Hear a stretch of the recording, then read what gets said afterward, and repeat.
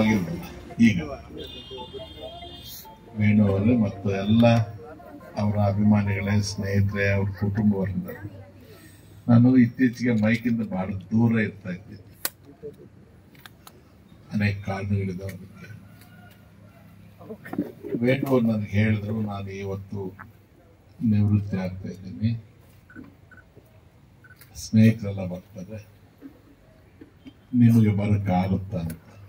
ಖಂಡಿತ ಬರ್ತೀನಪ್ಪ ಅಂತ ಹೇಳ್ತಾರೆ. ನಾನು ಬೆಳಗ್ಗೆ ನನ್ನ ಊರಿಂದ ಬೆಂಗಳೂರಿಗೆ ಹೋಗಿ ಅಲ್ಲೇನೋ ಸ್ವಲ್ಪ ಕೆಲಸ ನೋಡ್ಕೊಂಡು ಬರೋದು ಸ್ವಲ್ಪ ತಡ ಆಯಿತು, ಕ್ಷಮಿಸ್ಬೇಕು.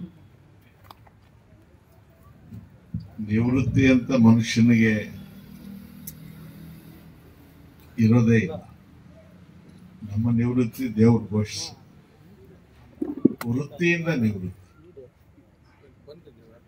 ಬದುಕಬೇಕಾಗಿದ್ರೆ ಮನುಷ್ಯನಿಗೊಂದು ವೃತ್ತಿ ಬೇಕಾಗಿದೆ. ಸೊ ಹಾಗಾಗಿ ಅವರ ಶಿಕ್ಷಣ, ಅವರ ವೃತ್ತಿಗೆ ಅನುಗುಣವಾಗಿ ಈ ಇಲಾಖೆಯಲ್ಲಿ ಇವತ್ತಿನವರೆಗೂ ಅಧಿಕೃತವಾಗಿ ಸರ್ಕಾರದ ನಿಯಮಗಳು ಯಾವುದಕ್ಕೆ ಅನುಮತಿ ಕೊಡದೆ ಅಲ್ಲಿವರೆಗೆ ಕೆಲಸ ಮಾಡಿ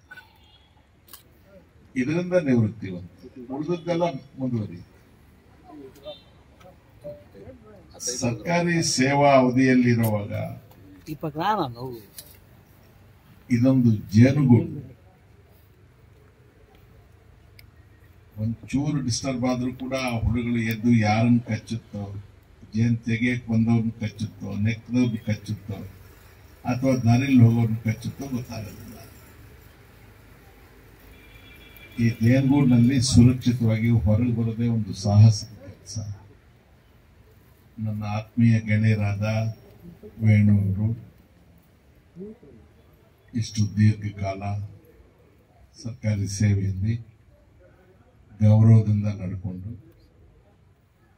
ಯಾವುದೇ ಕಳಂಕ ಇಲ್ಲದೆ ಬಹಳ ಮರ್ಯಾದೆಯಿಂದ ಕುಟುಂಬ ಪೋಷಣೆ, ಮಕ್ಕಳಿಗೆ ಯೋಗ್ಯ ಶಿಕ್ಷಣ ಸಂಬಂಧ ಒಬ್ಬ ಮರ್ಯಾದಸ್ಥ ಮನುಷ್ಯನಾಗಿ ಬದುಕಿ ತನ್ನ ಸಹೋದ್ಯೋಗಿಗಳ ಮಧ್ಯೆ ಹಿರಿಯರ ಆಶೀರ್ವಾದ, ಇಲಾಖೆಯಲ್ಲಿದ್ದಂಥ ಸುಪೀರಿಯರ್ ಆಫೀಸರ್ಸ್, ತನ್ನ ಕೈ ಕೆಳಗೆ ಕೆಲಸ ಮಾಡಿದಂತಹ ಜೊತೆಗೆ ಎಲ್ಲರ ಜೊತೆಗೆ ಪ್ರೀತಿ ವಿಶ್ವಾಸದಿಂದ ಇದ್ದು ಇವತ್ತು ಅವರು ಸೇವೆಯಿಂದ ನಿವೃತ್ತಿ ಕೊಡ್ತಾರೆ.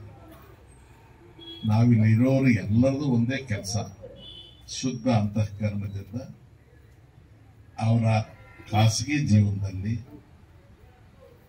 ನಿವೃತ್ತಿ ಜೀವನದಲ್ಲಿ ಭಗವಂತ ಆಯುಸ್ ಕೊಟ್ಟರಷ್ಟು ದಿವಸ ನೆಮ್ಮದಿಯಿಂದ ಗೌರವವಾಗಿ ಬದುಕೋದಕ್ಕೆ ಆಶೀರ್ವಾದ ಕೊಡಪ್ಪ. ಯಾರ ಮೇಲೂ ಅವಲಂಬಿಸದೆ, ಆಶ್ರಿತರಾಗದೆ ಸ್ವಾಭಿಮಾನದಿಂದ ಬದುಕ್ತಕ್ಕಂಥ ಯೋಗ್ಯತೆಯನ್ನು ಅವ್ರಿಗೆ ಕೊಡುತ್ತೇವೆ. ಇನ್ನೇನು ಕೋಟಿಗಟ್ಟಲೆ ಇದ್ರೆ ತಗೊಂಡೋಗೋದಿಲ್ಲ. ಪ್ರೈಮ್ ಮಿನಿಸ್ಟರ್, ಚೀಫ್ ಮಿನಿಸ್ಟರ್, ರಾಷ್ಟ್ರಪತಿ ಆದ್ರೆ ಮನೇಲೆ ಏನು ಇಟ್ಕೊಳ್ಳೋದಿಲ್ಲ. ಎಲ್ಲರದು ಒಂದೇ ದಾರಿನ ಹೊರಟ ಮೇಲೆ ಹೋದ ನಂತರ ಉಳಿಯೋದು ಕೀರ್ತಿ ಅಪಕೀರ್ತಿಯಲ್ಲೇ. ಇದರಲ್ಲಿ ನಾವು ಯಾವುದನ್ನು ಆಯ್ಕೆ ಮಾಡ್ಕೊಂಡು ಬದುಕಬೇಕು ಅನ್ನೋದಷ್ಟೇ ನಮ್ಮ ಮುಂದೆ ಇರತಕ್ಕಂಥ ವಿಷಯ.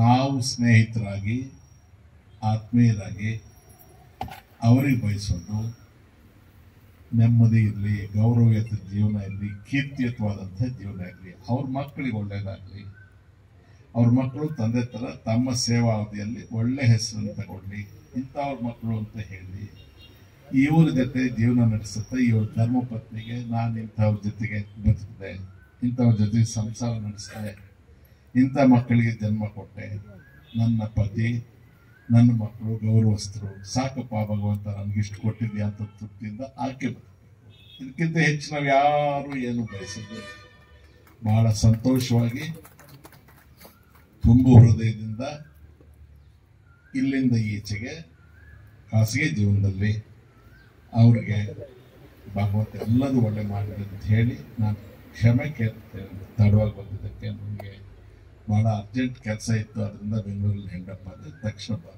ಇದು ಸ್ವಲ್ಪ ಲೊಕೇಶನ್ ಒಂದು ಸ್ವಲ್ಪ ಆಯಿತು. ಸೊ ನಿಮ್ಮೆಲ್ಲರನ್ನ ನೋಡೋ ಸೌಭಾಗ್ಯ ಸಿಕ್ತು ನನಗೆ.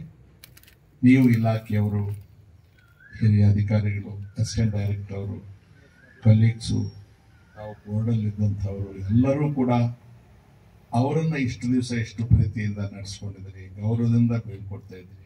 ನಿಮಗೂ ಕೂಡ ನಾವು ಧನ್ಯವಾದ ಹೇಳಲೇಬೇಕು. ಈಗ ಉಪಕಾರ ಸ್ಮರಣೆ ಇಲ್ಲ ಈ ಕಾಲದಲ್ಲಿ. ಅಟ್ಲೀಸ್ಟ್ ನೀವು ಅದನ್ನೆಲ್ಲ ಇಷ್ಟೊಂದು ಗೌರವವಾಗಿ ನಡೆಸ್ತಾ ಇದ್ರೆ, ಆದ್ರಿಂದ ನಿಮಗೂ ಕೂಡ ನಾವು ಧನ್ಯವಾದ ಹೇಳಬೇಕು. ನಮ್ಮನ್ನು ನಾವೆಲ್ಲ ಸುಮಾರು ಜನ ನಮ್ಮ ಪರ್ಸನಲ್ ಫ್ರೆಂಡ್ಸ್ ಎಲ್ಲ ಇಲ್ಲಿ ಬಂದಿದ್ದಾರೆ. ರಾಜಕೀಯಕ್ಕೂ ಇದಕ್ಕೂ ಸಂಬಂಧ ಇಲ್ಲ, ರಾಜಕಾರಣಿಯಾಗಿ ಇಲ್ಲಿ ಬಂದಿಲ್ಲ. ನೀನು ಪದೇ ಪದೇ ಹೇಳ್ತಿದ್ದೆ ಎಕ್ಸ್ ಮಿನಿಸ್ಟ್ರಿ 10 ಸಲ ಹೇಳಿದ್ರೆ ನಾನೇನು ಸೈಜ್ ದೊಡ್ಡದಾಗುತ್ತಾ? ಅದು ಯಾವತ್ತೂ ಇತ್ತು, ಕೂದ್ರು ಹೋಯ್ತು. ನಾನು ರಮೇಶ್ ಕುಮಾರ್ ಅಷ್ಟೇ, ಸ್ಪೀಕರ್ ಅಲ್ಲ, ಎಕ್ಸ್ ಮಿನಿಸ್ಟರ್. ರಮೇಶ್ ಕುಮಾರ್ ಆಗಿ ಬದುಕಕ್ಕೆ ಇಷ್ಟಪಡ್ತೇನೆ, ರಮೇಶ್ ಕುಮಾರ್ ಆಗಿ ಸಾಯ್ತು. ರಮೇಶ್ ಕುಮಾರ್ ಆಗಿ ಇಲ್ಲಿ ಬಂದಿದ್ದೇನೆ. ನಾನು ಅವ್ರ ಅಭಿಮಾನಿ, ಅವ್ರ ಹಿತೈಷಿ. ಅವ್ರಿಗೆ ಒಳ್ಳೇದಾಗಲಿ, ನಿಮ್ಗೆ ಎಲ್ಲರಿಗೂ ಒಳ್ಳೇದಾಗಲಿ ಮಾಡಿ.